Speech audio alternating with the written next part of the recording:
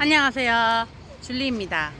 오늘은 여러분들에게 좀 중요한 이야기를 해드리고 싶은데요. 미국에 와서 또 어른들을 만났을 때 가끔 조언을 들을 때가 있을 겁니다. 여기서 말하는 어른들이라 함은 이민 오신 분들이죠.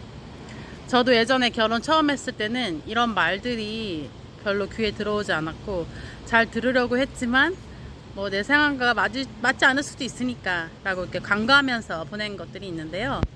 시간이 지나고 나 보니까 이 말들이 좀 틀리진 않았구나 하는 것들이 많더라고요.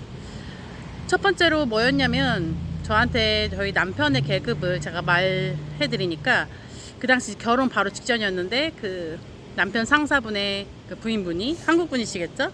저한테 그러더라고요.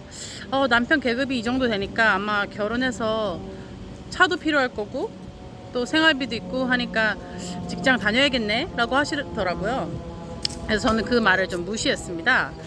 근데 지나고 보니까 이제 어떤 말인지 알겠는 거예요. 미국에서 직접 생활을 해보지 않았기 때문에 어떤 비용이 얼마나 들지 잘 몰랐죠. 그리고 또 한국은 대중교통이 발달되어 있기 때문에 운전을 하지 않아도 충분히 평생을 살아갈 수 있습니다. 택시나 버스나 기차나 또 지하철을 이용하면 되죠. 하지만 미국은 그렇지 않습니다. 대도시를 제외하고는 많은 부분 여러분들 자차를 이용해야 되기 때문에 물론 우버가 있긴 하지만 매번 우버를 사용할 수는 없습니다.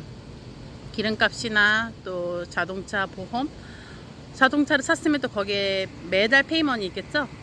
뭐 그런 등등의 요금이 있을 것이고요.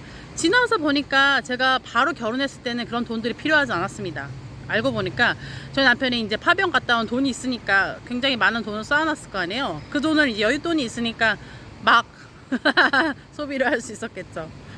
그리고 두 번째로는 어른들이 그런 이야기를 합니다. 직업을 가져야 된다. 그때도 뭐 그렇게 와닿지는 않았어요. 뭐 내가 지금 전공하고 있는 것이 있으니까 미국에서도 저는 또 한국에서 영어 쪽으로 이제 강사를 했듯이 미국에서도 한국어 쪽을 공부하면 한국어 선생님을 하면은 뭐 되지 않을까라고 쉽게 생각했었는데 미국에서는 타이틀에 합당한 뭐 학력 백그라운드 조사부터 해서 또 범죄 기록이 있는지 또 여러 가지 조사를 하는 것이 많기 때문에 그게 쉬운 것이 아니고요. 또 영어를 가르치는 게 어려웠다면 외국인들에게 한국어를 영어로 가르치는 것도 쉽지 않을 것입니다. 여러분들 문법을 가르쳐 본 적도 없지요? 저도 그렇습니다. 지금 친구에게 쉬운 간단한 표현들을 가르쳐주고 있지만 커리큘럼을 잘 짜기란 쉬운 것이 아닌 것을 또 느끼고 있고요. 또 다음은 웃돈 돈 있죠? 비상금을 좀 챙겨놔야 된다. 남편 몰래 좀 비상금을 챙겨놔야 된다라는 말씀을 들은 적이 있습니다. 저는 그때도 그거를 좀 흘려들었던 것 같아요. 남편과 사이가 좋으면 그것이 무슨 필요 있나 라는 생각이 어쩌면 여러분들에게 들 수도 있습니다. 근데 이것은 꼭 국제 결혼하신 분들 뿐만 아니라 한국 분들과 결혼하신 분들도 그렇고요. 또 일반 결혼을 하신 한국에 계신 어른들도 하시는 말씀이더라고요. 또 재밌는 거는 정말 부부 사이가 좋고 성격도 좋고 건강한 남자분이 한 이야기도 들었습니다. 결혼을 했죠, 물론. 그리고 아내를 생각했을 때 나도 너무 부부 사이가 투명하게 아는 것도 좋지만 나만의 비상금이 있어서 내가 부인을 좀 챙겨줄 수 있고 뭔가 선물해 줄 수 있고 했으면 더 좋았을 거다라는 말을 들은 적이 있는데요. 지금 곰곰이 생각해 보니까 이 말이 꼭 틀리지는 않았더라고요. 왜냐면 뭐 시댁에도 경조사가 있을 수 있고 또 제 지인이나 제가 아는 선교사님들 뭐 주변에 등등의 기타 등등이나 아니면 뭔가 진짜 서프라이즈하게 선물 같은 것을 준비할 때 그 돈이 들어가잖아요. 그랬을 때 그런 여유돈이 필요하다. 물론 어르신들이 이야기한 것은 좀 다릅니다. 미국에서는 애가 2명 있건 3명 있건 4명 있건 이혼하기 그런 케이스가 많을 수 있으니 꼭 준비를 해야 된다라는 뜻이었는데요. 네, 그것도 그렇고요. 그리고 제가 신혼 때 들었던 이야기가 있습니다. 교회 생활에 너무 열심히 하지 말아라. 남편부터 챙겨라. 너무너무 다 열정을 다하지 말아라. 남편부터 챙겨라. 나도 어려운 일 많이 겪었다. 진짜 많이 겪었다. 이런 얘기를 많이 들었는데 그때는 제가 그게 무슨 말인지 몰랐거든요. 한국에서 기독교 청년으로서 되게 리더로서 열심히 했을 때 교회에서 모두가 그렇게 열심히 하니까 제가 뭐 그런 필요성을 잘 못 느꼈었는데, 아, 미국 사람의 신앙관이 다르구나라는 것을 굉장히 많이 느꼈습니다. 사람도 크리스찬들이 한국 크리스찬하고 미국 크리스찬들이, 여러분이 교회를 다녀보면 아시겠지만 좀 다른 부분이 있습니다. 그리고 남편 먼저 해야 된다, 남편 먼저 챙겨야 된다는 말은 진짜 제가 결혼하고 나서 뼈저하게, 또 결혼 생활하면서도 가장 첫째 되는 이야기인 것 같아요. 남편보다 아이를 중시하거나, 남편보다 직장을 중시하거나, 남편보다 내 생활을 중시했을 때, 네, 굉장히 인생이 괴로워질 수 있습니다. 네, 제가 전하고자 하는 이야기는, 여러분들이 그 선배님들의 이야기를 들었을 때 뼈가 되고 살이 되는 이야기가 많다는 거를 좀 전해드리고 싶었어요.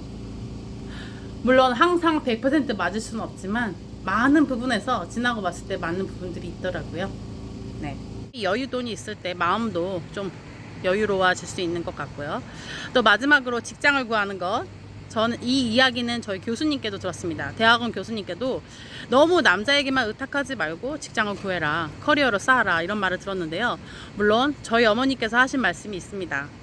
내가 만약 재테크를 정말 잘할 수 있다면 돈은 직장은 다니지 않아도 돈을 잘 저축하고 계획하고 잘 활용하면서 쓸 수 있다라는 이야기였는데요.